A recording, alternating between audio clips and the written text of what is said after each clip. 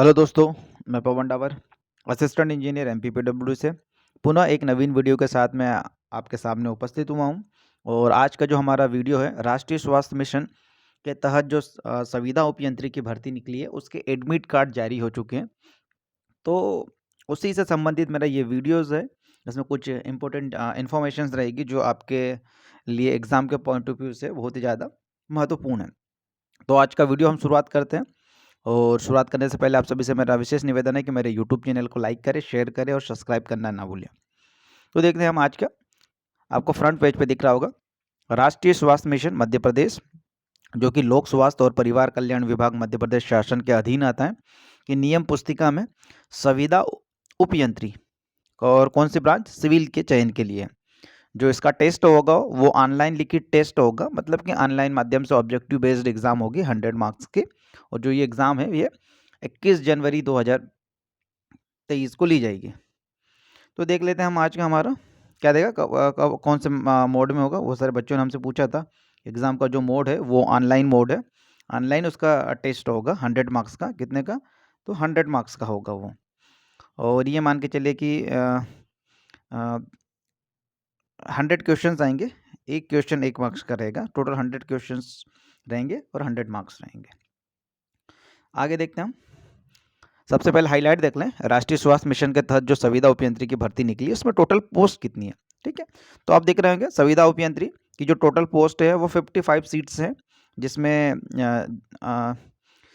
अलग अलग दे रखा है। अनारक्षित श्रेणी जो 27% है, उसमें ओपन 11 सीटें और महिलाओं के लिए 5 सीटें।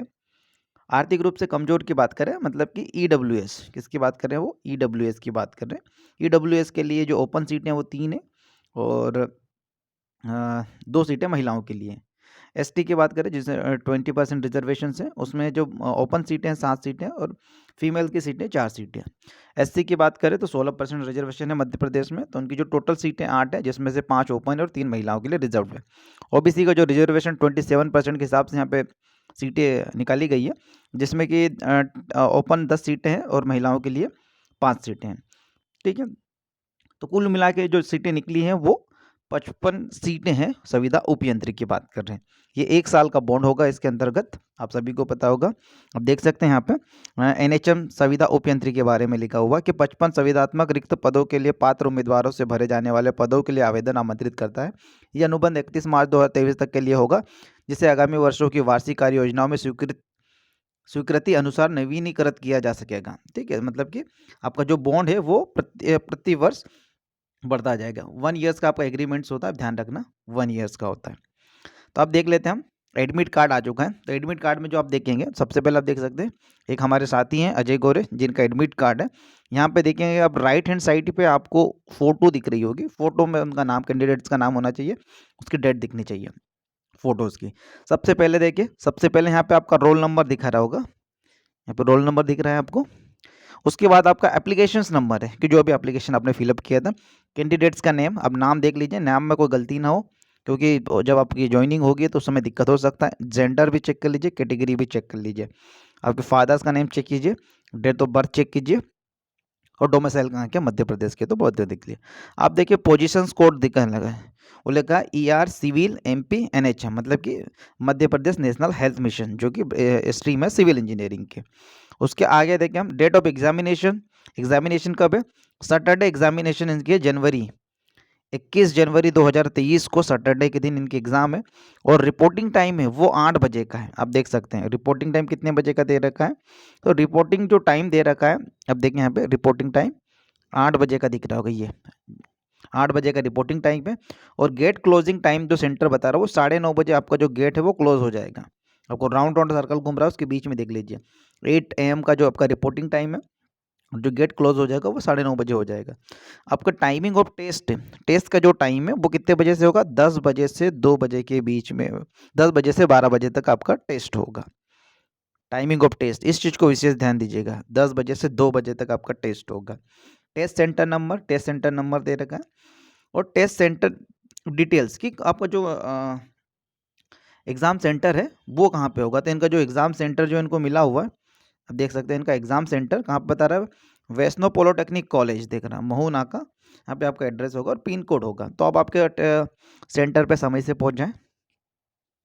जो ये एग्ज़ाम ली जाएगी वो एग्ज़ाम जो ली जा रही है वो आप देख सकते हैं, जो एग्ज़ाम ली जा रही है वो strategic alliance management service private limited के द्वारा ली जा रही है। एक प्राइवेट कंपनी है जो कि ऑनलाइन टेस्ट आयोजित कर रही है। जो मध्य प्रदेश का नेशनल हेल्थ मिशन ने जो उनको कॉन्ट्रैक्ट दिया वो strategic alliance management service private limited को दिया गया है। कुछ देख लेते हैं उम्मीदवार के लिए महत्वपूर्ण निर्देश, क्योंकि एग्जाम देने जाएं तो आपको कुछ चीज़ों को ध्यान रखना है जिनमें क्या क्या चीज़ है। सबसे पहले तो है पॉइंट 1 पे देखिए, पॉइंट 1 क्या कह रहा कि अभ्यर्थी को उपरोक्त उल्लेखित रिपोर्टिंग या प्रवेश समय पर केंद्र में पहुंचना होगा। ठीक है, जो 8 बजे का आपका रिपोर्टिंग टाइम है 8 बजे, और जो गेट क्लोज हो जाएंगे वो 9:30 को गेट क्लोज हो जाएंगे, 9:30 को गेट क्लोज हो जाएंगे। तो ध्यान रखिएगा कि हमारा जो 8 बजे का टाइम है वो रिपोर्टिंग टाइम है और 9:30 को हमारा गेट क्लोज हो जाएगा। सेकंड नंबर पे देखिए, गेट बंद होने के समय के बाद किसी भी अभ्यर्थी को प्रवेश करने की अनुमति नहीं दी जाएगी। मतलब कि आपको 9:30 तक आपको किसी भी हाल में सेंटर पे पहुंचना है।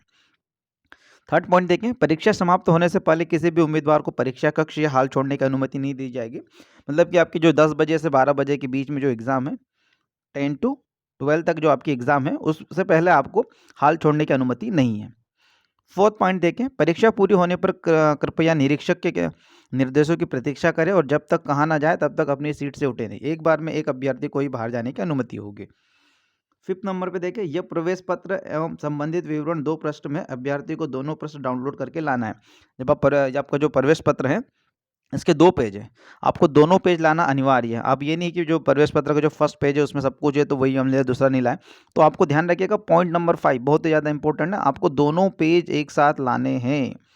ध्यान रखिएगा, कितने? दोनों पेज हमें लाने हैं। इस चीज़ को विशेष ध्यान देना है। जो प्रवेश पत्र के साथ 2 पेज निकलेंगे दोनों लाना है। 6 नंबर पे देखिए, प्रवेश पत्र अंतिम है जो सूचना बुलेटिन के लिए के में दिए गए अनुसार पात्र सत्रों को पूरा करता है। मतलब कि जिनके भी प्रवेश पत्र जारी किए गए वो अंतिम है, मतलब कि वे सभी पात्र जिन्होंने फॉर्म किया उनके फॉर्म वैलिड पाए गए। 7 पे देखिए, किसी भी अभ्यर्थी को एडमिट कार्ड, वैध आईडी प्रमाण पत्र और उचित फ्रेंसिंग के बिना परीक्षा केंद्र में प्रवेश करने की अनुमति नहीं दी जाएगी। आपको आपका एडमिट कार्ड लाना है और वैलिड आईडी प्रमाण पत्र लाना ही है। 8 पे देखिए, अभ्यर्थी को सलाह दी जाती है कि केवल वह निम्नलिखित वस्तुओं को परीक्षा केंद्र में लाए। आपको किन किन चीज़ों को लाना है, किन किन चीज़ों को नहीं लाना है। क में देखिए, प्रवेश पत्र के साथ सेम्स वेबसाइट से डाउनलोड किया गया। प्रवेश पत्र कहाँ से? जो सेम्स वेबसाइट से डाउनलोड किया गया वही होना चाहिए। अब इसमें देख सकते हैं सबसे ऊपर आपको दिख रहा होगा, ये यहाँ पे दिख रहा है strategic alliance management private services private limited SAMS के द्वारा। तो यहीं से आपको डाउनलोड करना है। बी पे देखिए, सरकार द्वारा जारी आईडी प्रमाण पत्र, जो भी गवर्नमेंट के द्वारा आपको आईडी प्रमाण पत्र जारी किया गया वो जरूरी है। आप आधार कार्ड लेके जा सकते हैं। ग, एक साधारण पारदर्शी बॉल पॉइंट पे, मतलब कि पेन आपको ऐसा होना चाहिए जो कि आर पार दिखे, आर पार दिखे, ऐसा पेन आपको चाहिए। घ में देखिए, व्यक्तिगत हैंड सैनिटाइजर भी आपको ले जाना है 50 मिलीलीटर की बॉटल्स, क्योंकि आप नेशनल हेल्थ मिशन में की एग्ज़ाम देने जा रहे हो और उस डिपार्टमेंट के लिए आप चयन होना चाहते हैं, तो वहाँ पे हेल्थ स्टैंडर्ड को बहुत फॉलो किया जाता है, क्योंकि वर्तमान में कोविड की कंडीशन थोड़ी बढ़ती जा रही है केस, जिसकी वजह से आप पे भी मतलब एक होना चाहिए कि हाँ अब एक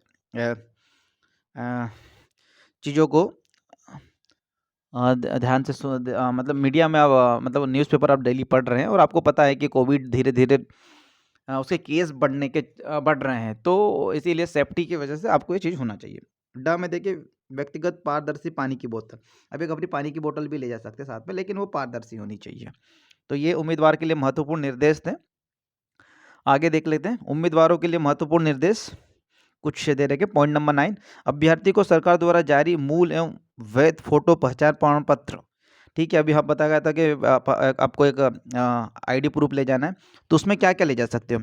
आप ले जा सकते हो PAN card, driving licence, voter ID, passport, Aadhaar, ration card, photo के साथ आधार नंबर का नंबर साथ संलग्न होगा। आईडी के अन्य सभी आईडी भले ही साक्षित हो या मोबाइल में आईडी के स्कैन फोटो को मान्य आईडी प्रूफ नहीं माना जाएगा। मतलब कि आपको ओरिजिनल ले जाना है, आपके जो मोबाइल में हो या फिर आप फोटो कॉपी ले जा रहे हो उसको मान्य नहीं कर सकते, इसलिए आपको ओरिजिनल ले जाना है।